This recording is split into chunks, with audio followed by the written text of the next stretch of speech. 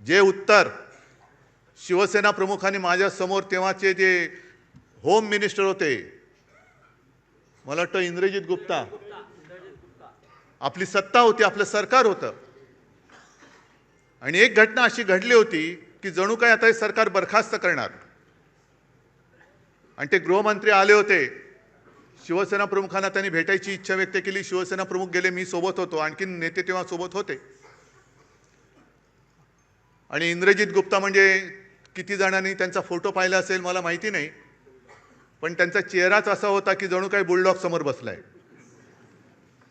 आणि त्यांनी सुरुवात अशी केली, आणि सगळं बोलल्यानंतर बाळासाहेबांनी त्यांना सांगितले, तुम्ही काय कराल? माझं सरकार बरखास्त कराल ना?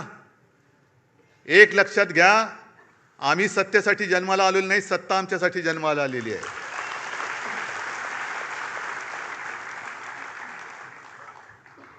आणि 60 वर्ष त्याच्यामध्ये आणीबाणी सुद्धा आली. आणीबाणीचा काळ आणखीन भयानक होता. आणि तेव्हा तर ह्या सगळ्या गोष्टी, या सगळ्या आठवणी स्वतः शिवसेना प्रमुखांनी सांगितलेल्या आहेत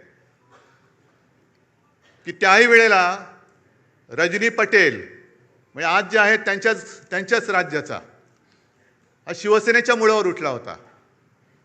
आणि त्यांनी शिवसेना प्रमुखांना एक पत्र लिहून दिलं होतं आणि सांगितलं होतं की याच्यावर सही करा, सही नाही केली तर तुम्ही आतमध्ये जाल. आणि ते पत्र असं होतं की जणू काही शिवसेना ही काँग्रेसमध्ये विलीन करा. जे आज बोंबलत बसलेत ना, आम्हाला वाटलं शिवसेना काँग्रेसमध्ये विलीन करणार. अरे 30 वर्ष भाजपसोबत राहून भाजपात नाही विलीन झालो तर काँग्रेसमध्ये कोण विलीन होणार?